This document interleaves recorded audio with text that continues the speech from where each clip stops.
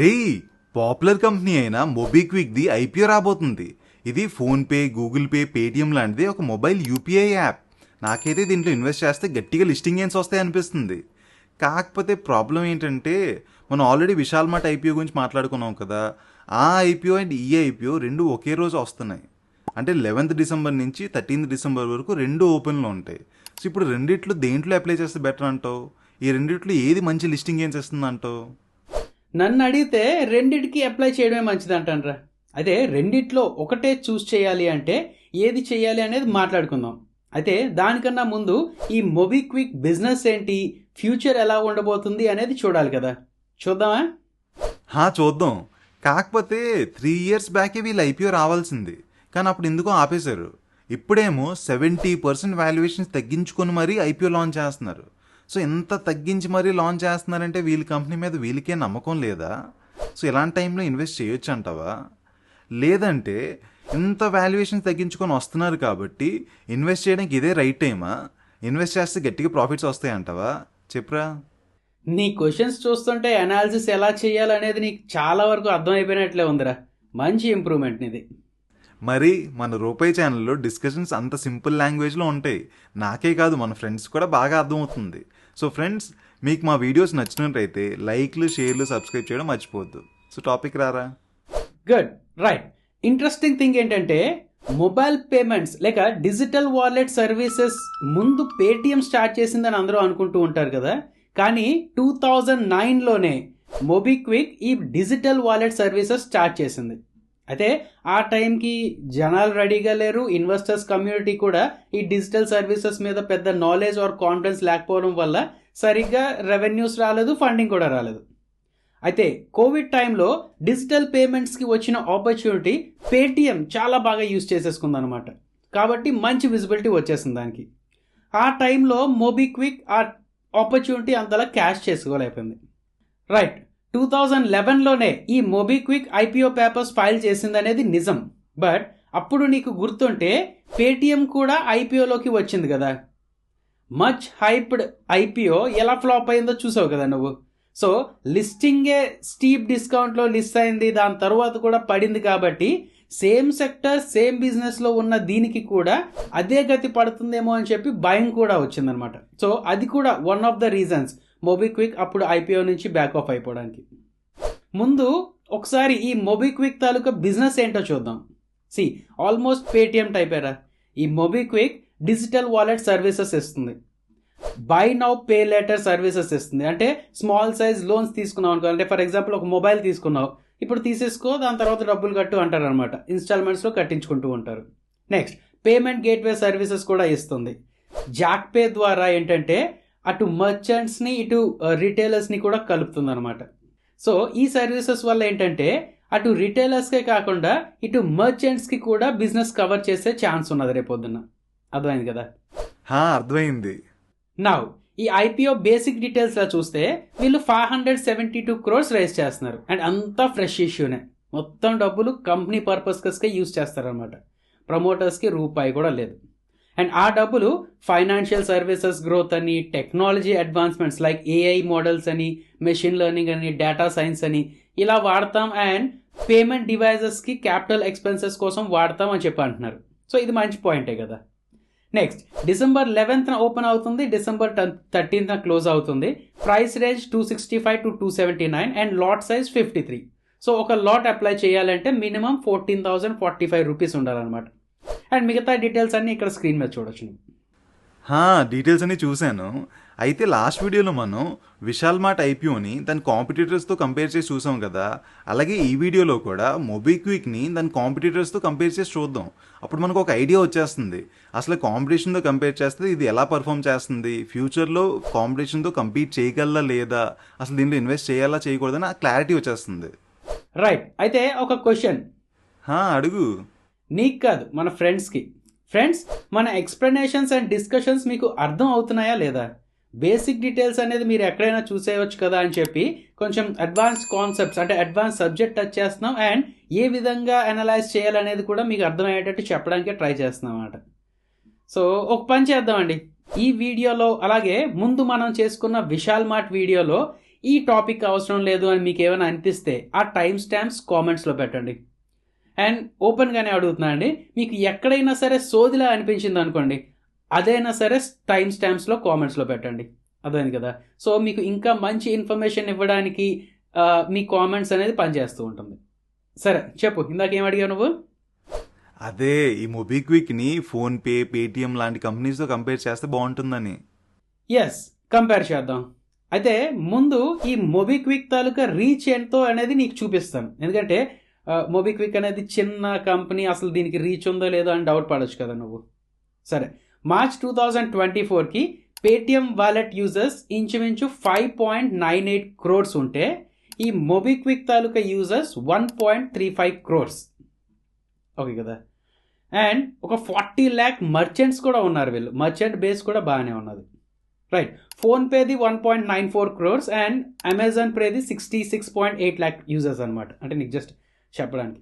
Now మొబిక్విక్కి 1.35 crores users ఉన్నారు అనేది నీకు సర్ప్రైజింగ్ అనిపించవచ్చు.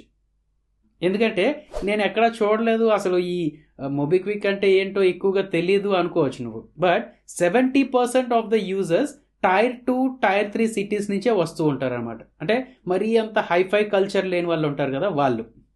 అర్థమైంది కదా. నౌ ఈ టైప్ ఆఫ్ కస్టమర్స్ ఎక్కువగా ఉంటే అడ్వాంటేజ్ ఏంటి చెప్పు? వాళ్ళు చిన్న చిన్న లోన్స్ ఎక్కువగా తీసుకుంటూ ఉంటారు అండ్ వాళ్ళకి ఈజీగా లోన్స్ అమ్మేయవచ్చు అనమాట. అర్థమైందా? ఈ మొబిక్విక్ అక్కడ ఎక్కువ కాన్సన్ట్రేట్ చేస్తుంది. కానీ ఒకసారి రెండింటి ఫైనాన్షియల్స్ కంపేర్ చేసి చెప్పురా. ఓకే, ఒకసారి రెవెన్యూస్లా చూస్తే FY24కి పేటిఎం రెవెన్యూస్ 9,978 crores, ఈ మొబిక్విక్ రెవెన్యూస్ 890 crores. నౌ ఆ టైంకి పేటిఎం 1,422 crores లాస్ చూపిస్తే ఈ మొబిక్విక్ 14 crores ప్రాఫిట్ చేసింది. ఏంటి, ప్రాఫిట్స్లోకి వచ్చిందా? అయితే ఐపీఓ కోసం ప్రాఫిట్స్లోకి లాక్కొచ్చారేమో చెప్పలేం మరి. బట్ నెక్స్ట్ ఇయర్ ప్రాఫిట్స్ కూడా చూపించగలరా లేదా అనేది చూడాలి. అర్థమైంది కదా. అండ్ ఇంకొకటి, ఇప్పుడు చూపించిన ప్రాఫిట్స్ కూడా మార్జిన్స్ చాలా తక్కువ, జస్ట్ 2% మార్జిన్స్ అలా మాత్రమే ఉన్నాయన్నమాట. రైట్, మిగతావి కంపేర్ చేస్తే FY24కి బై నౌ పే లేటర్ ద్వారా పేటిఎం 52,390 crores అలాగా బిజినెస్ చేసింది. మొబిక్విక్ ఆ టైంకి 6,070 crores బిజినెస్ చేసింది. అండ్ డిజిటల్ క్రెడిట్లా చూస్తే, అంటే లోన్స్లా చూస్తే పేటిఎం 52,390 crores బిజినెస్ చేస్తే మొబిక్విక్ 9,093 crores బిజినెస్ చేసింది అనమాట. సో నీకు అర్థం కావాల్సింది ఏంటంటే పేటిఎం పెద్దదే, బట్ మొబిక్విక్ మరీ తీసుకొచ్చేంత చిన్నదైతే కాదనమాట. ఓకే, అర్థమైంది. కాకపోతే ఈ మొబిక్విక్ది ఫ్యూచర్ ప్లాన్స్ ఏంటి? అంటే ఉన్న బిజినెస్నే స్లోగా గ్రో చేద్దాం అనుకుంటున్నారా, లేదా కొత్త ప్రొడక్ట్స్ అయినా లాంచ్ అయిపోతున్నారా, లేకపోతే ఏంటి అసలు ప్లాన్? కొత్తగా చేయడానికి ఏముంటారా, వాల్యూ క్రియేట్ చేసుకోవాలి, ట్రస్ట్ పెంచుకోవాలి, మార్కెటింగ్ విజిబిలిటీ పెంచుకుంటూ ఉండాలి, అంతే కదా. అయితే వీళ్ళు ఏఐ అని, మెషిన్ లెర్నింగ్ అని, డేటా సైన్సెస్ అని ఇలాంటి అడ్వాన్స్ కాన్సెప్ట్స్ వాడి బిజినెస్ని ప్రాపర్గా యూజర్స్ని టార్గెట్ చేసే విధంగా అండ్ అలాగే మంచి మంచి ఆఫరింగ్స్ ఇచ్చే విధంగా తయారు చేస్తాం అంటున్నారు. By now pay later services వీళ్ళకి ఎక్కువ రెవెన్యూస్ అండ్ ప్రాఫిట్స్ ఇస్తుంది కాబట్టి అందులో బాగా ఇంగ్రెస్ అవుదాం అనుకుంటున్నారు అన్నమాట వీళ్ళు.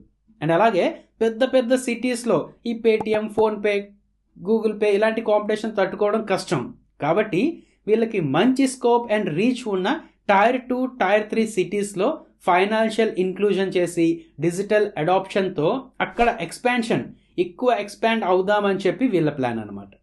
మెల్లమెల్లగా అన్ని సెట్ అయితే ఎక్స్పాన్షన్ స్పీడ్ పెంచవచ్చు. అయితే ఇక్కడ ఒక ఇంపార్టెంట్ పాయింట్ నువ్వు గుర్తుపెట్టుకోవాలి. కస్టమర్ ఎక్విజిషన్ కాస్ట్ అని ఉంటుందన్నమాట. అంటే ఒక కంపెనీ యాడ్స్కి, ప్రమోషన్స్కి డబ్బులు పెడుతుంది కదా, దాని నుంచి ఎంతమంది కస్టమర్స్ వస్తున్నారో చూసుకొని ఒక్కో కస్టమర్ని ఆన్బోర్డ్ చేయాలి అంటే ఎంత ఖర్చు అవుతుందో అనేది చూస్తూ ఉంటారనమాట. పేటిఎంకి ఆల్మోస్ట్ లైక్ 0 అని చెప్పేస్తున్నారు, ఎందుకంటే వాళ్ళు పెద్ద మార్కెటింగ్ ఏమీ చేయడం లేదు కదా. బట్ ఈ మొబిక్విక్కి FY24కి 32 rupees అలా కస్టమర్ ఎక్విజిషన్ కాస్ట్ అవుతుంది అంటున్నారు. ముందు ఇది తగ్గాలన్నమాట. సో నువ్వు ఒకవేళ ఇందులో ఇన్వెస్ట్ చేసుకుంటే ఫ్యూచర్లో ఈ డేటా పాయింట్ కోసం చూస్తూ ఉండాలి. కస్టమర్ ఎక్విజిషన్ కాస్ట్ తగ్గుతుందా లేదా అనేది చూస్తూ ఉండాలి. కస్టమర్స్ ఎంతలా పెరుగుతున్నారు, కస్టమర్ ఎక్విజిషన్ కాస్ట్ ఎంతలా తగ్గుతుంది అనేది చూస్తూ ఉండాలి. ఓకే, అవును, వీళ్ళు వాల్యుయేషన్స్ తగ్గించుకొని ఎందుకు వస్తున్నారు, ఆ పాయింట్ చెప్పలేదు. బాగా గుర్తు చేసావురా.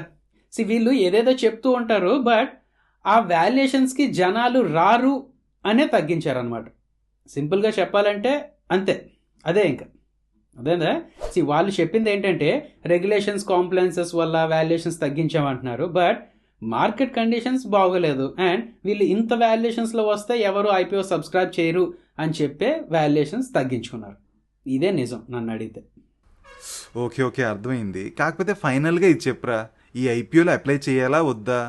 ఒకవేళ నా దగ్గర 15,000 రూపాయలు మాత్రమే ఉన్నాయనుకో, అంటే 2 ఐపీఓస్లో అప్లై చేయలేను కదా ఇప్పుడు. సో ఇలాంటి సిచ్యువేషన్లో రెండిట్లో ఏ ఐపీఓలో అప్లై చేయమంటావు? విశాల్ మార్ట్ ఐపీఓనా, మొబిక్విక్ ఐపీఓనా? అబ్బో, పెద్ద టాస్కే ఇచ్చావుగా. సరే, జాగ్రత్తగా విను.